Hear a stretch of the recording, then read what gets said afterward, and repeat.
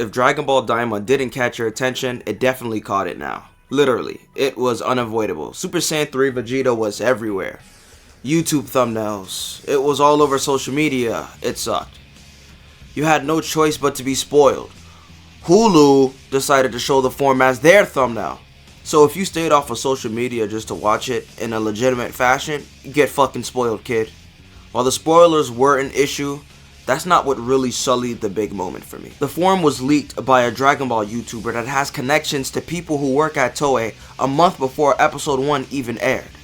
Now I know they gotta catch the bag, I know how it is, but it still sucks. When it comes to Dragon Ball, I do everything in my power to avoid spoilers. Knowing that covering them can bring me more views, I still would rather not.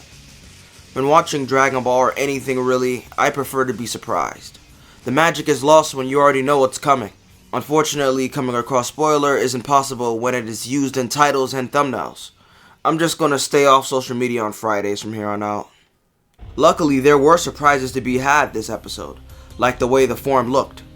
Instead of growing long, flowy hair, Vegeta's Super Saiyan 3 hair is an elevation of his Super Saiyan 2 hair. It's taller, wider, and spikier. It's extreme. Unlike Goku's long hair reaching down to his back, Vegeta's hair is still standing up. We've seen Super Saiyan 3 Vegeta across Dragon Ball media before. He first appeared in Dragon Ball Z Dragon Battlers, a card-based arcade game that uses the Dragon Ball Z Budokai 3 engine just like Heroes. There were a lot of Dragon Ball Z card-based arcade games that used the Budokai 3 engine in the early 2000s for some reason. Dragon Battlers would also be the first game to feature Super Saiyan 3 Broly. The two What If Super Saiyan 3 characters would then be included in the Raging Blast series. Raging Blast goes up to the Buu Saga, which means he would have to have achieved the form around the same time Daima Vegeta did. To be honest, I'm baffled Vegeta was even able to reach the form at all. It isn't a normal Super Saiyan form. Goku was dead when he reached it, which means he had infinite energy thanks to his spirit body. Gotenks is a fusion, so that's just another abnormal circumstance. So I must ask, how can Vegeta reach such an abnormal transformation without having limitless stamina to his disposal? Super Saiyan 3 is a form that allows the Saiyan using it to unleash all of their Saiyan potential. Sort of like the ultimate forms. Unfortunately, we aren't given any details. On Daima, Bulma says he's just been training. According to Raging Blast, Vegeta transformed through a combination of training and deep rage, extracting every drop of potential from his Saiyan blood. That makes it sound like he reached it in a similar fashion to Super Saiyan 1 and 2, which isn't possible. Dragon Ball hasn't had a good track record of explaining forms as of lately. Remember Trunks' Super Saiyan Rage?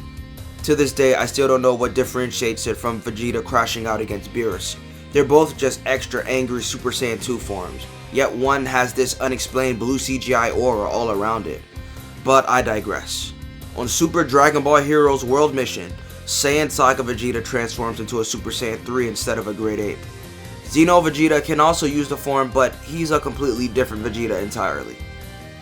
Looking at all of the different variants of Super Saiyan 3 Vegeta had me questioning why his hair looked so different on Daima. At first I thought it was because he was a kid. However, Gotenks and GT Goku are both kids and they keep the long hair. Maybe Daima wanted this version of Super Saiyan 3 Vegeta to stand out from the rest, since this is his first canonical appearance in the form. Or maybe they're just making use of Toriyama's concept art for Super Saiyan 3. This wouldn't be their first time using the Super Saiyan 3 concept art. Goku Black borrows characteristics from this art with his Super Saiyan Rose full power, which is just Super Saiyan Rose 3 transitioning into Super Saiyan 4 without becoming a Great Ape. I've seen people compare Super Saiyan 3 Vegeta to the Beast form, which I still think looks fucking stupid to this day, but I can see the similarities between the two. I don't hate Vegeta Super Saiyan 3 like I do Beast Gohan. I actually find it interesting. I've seen people confused how people love Vegeta's design but hate Beast Gohan's design because they're basically the same.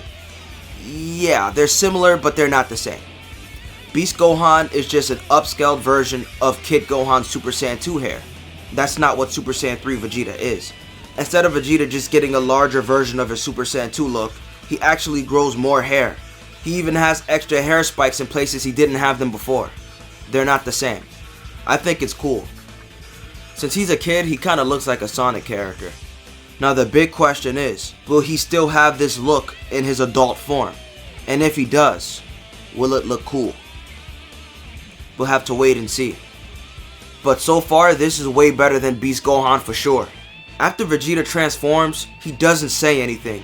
He just takes care of business. He speed blitzes Tamagami 2, blocking his trident with one finger, catching it and breaking it with two fingers, performs a roundhouse kick that splits the seas in two, arms folded just kicking this man again and again. I see where Vegito gets it from. Fires a super Gallet gun. Like Goku did to Tamagami 3, Vegeta blitzes Tamagami 2 after he catches and throws his Gallet gun away, punching him in the face before he has the chance to react, sending him through a planetoid and catching him like a washed up piece of trash. The Tamagami forfeits. Another victory for Vegeta. More importantly, the first canonical victory for Super Saiyan 3. Yeah, Super Saiyan 3 has accomplished next to nothing outside of the movies, despite being the final Super Saiyan form from the original manga. Even the Spirit Bomb has a better track record, and you already know how often that works out. The Black Star Dragon Balls did GT Goku dirty. Mini Goku and Vegeta are just carrying out normal activity. GT Goku can barely maintain Super Saiyan 3 while Mini Vegeta is just chilling in the form. Then there's Fusion. I know they have those fusion bug thingies, but I'd rather see an already established fusion use the form. Like Vegito.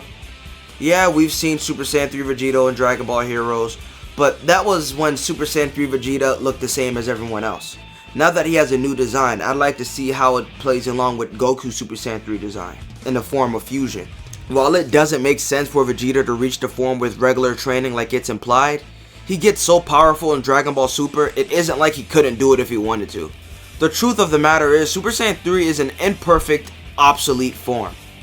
If there was a time for Vegeta to unveil it, it was in a storyline that takes place before the introduction of Super Saiyan God, Dragon Ball Daima.